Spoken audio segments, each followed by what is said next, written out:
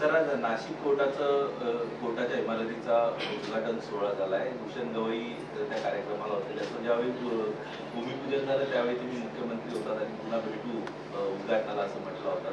भूषण गवई म्हणतात उद्धव ठाकरेंचा योग नव्हता. ठीक आहे, त्याच्याबद्दल मी नंतर बोलेन. आता माझ्यासमोर प्रश्न हे दोन प्रश्न आहेत. एक तर माझा महाराष्ट्र म्हणजे आपला महाराष्ट्र, त्या महाराष्ट्रातला शेतकरी आणि नुसता शेतकरीच नव्हे तर एका घरात मी गेलो तर आपण बघितलं असाल, एक गाडीत बसताना एक महिला गरीब महिला होती.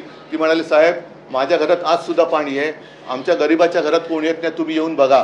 मी जाऊन बघितलं आणि ती लहान पोर होती तिकडे, तिचं नाव परी.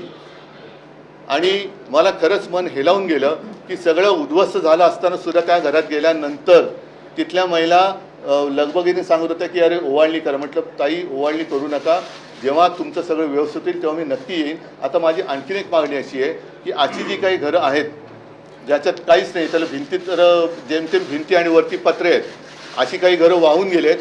तुमची प्रधानमंत्री आवास योजना ही काय आहे नेमकं भानगड? या अशा घरांना, कच्ची घरं जी आहेत त्या घरांना तुम्ही पक्की घरं द्या ना. पक्की घरं का देत नाहीत? प्रधानमंत्री आवास योजना तिकडे पाहिजे.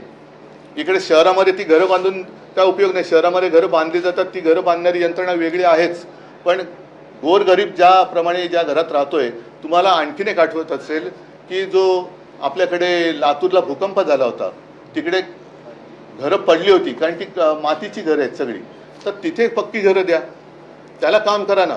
प्रशासन म्हणून मी म्हणतोय परत परत की भाजपला सरकार चालवता येत नाही, याच्यावरती आता माझा अंधविश्वास नाही तर डोळस विश्वास आहे. ओला दुष्काळ असताना हिंगोलीमध्ये शिंदे गटाकडून या सगळ्या संकटाच्या काळात महाराष्ट्राला विरोधी पक्ष नेता नाही, ना विधानसभेत आहे ना विधान परिषदेत आहे. अशा वेळेस कारण विरोधी पक्ष नेता हा सभागृहात आवाज बनतो जनतेचा, तर अशा वेळेस तुम्ही काही राज्यपाल किंवा विधानसभा अध्यक्षांकडे काही जाऊन काय उपयोग होणार आहे का? हा त्यांचा भित्रेपणा आहे. विरोधी पक्षनेता न देणं हा सत्ताधारी पक्षाचा भित्रेपणा आहे, हा घाबरटपणा आणि भेकडपणा आहे. मी तर असं म्हणतो की महाराष्ट्रावरती हे जे संकट आलेलं आहे त्याच्यावरती चला आम्ही राजकारण बाजूला ठेवायला तयार आहोत. आम्ही तुमच्याबरोबर सोबत येतो. तुम्ही खास अधिवेशन बोलवा विधिमंडळाचं, त्याच्यामध्ये चर्चा करू आणि सर्वानुमते महाराष्ट्राला कशी मदत करायची सगळे मिळून केंद्र सरकारकडे जाऊ आणि महाराष्ट्राला मदत करू. विशेष अधिवेशन बोलवा, आम्ही देतो सहकार्य तुम्हाला. मी केवळ विरोधाला विरोध करत नाही आहे, पण जेव्हा सरकार म्हणून आपली जबाबदारी झटकू पाहतं तेव्हा मात्र मला नक्की राग आल्याशिवाय राहत नाही. ओला दुष्काळ असताना एकीकडे हिंगोली जिल्हा प्रमुख जे आहे शिंदे गटाचे, त्यांनी गौतमी पाटील आणि माधुरी पवारचा डान्सचा कार्यक्रम आहे. त्यांचा आखलेचा दुष्काळ याच्यात दिसतो. मला जास्त काय बोलायचं नाही. ठीक आहे. शिवसेनेच्या दसरा मेळाव्याबाबतीत काय, कारण राज्यात पावसाचा आणि मुंबईतही पाऊस होतोय, शिवतीर्थावरती हा दसरा मेळावा होईल आणि मला वाटतं सकाळी संजय राऊत बोललेले आहेत की जर शेतकरी आणि सगळे त्यांचा आयुष्याचा चिखल झालाय तर आम्ही महाराष्ट्राचे प्रश्न उचलण्यासाठी 1-2 तास चिखलामध्ये जर का आलो तर फरक काय पडतोय? कारण शेवटी जे तुम्ही आत्ता म्हणालात की विरोधी पक्षनेता हे पद अजूनही हे भेदरट सरकार आहे, घाबरट सरकार आहे.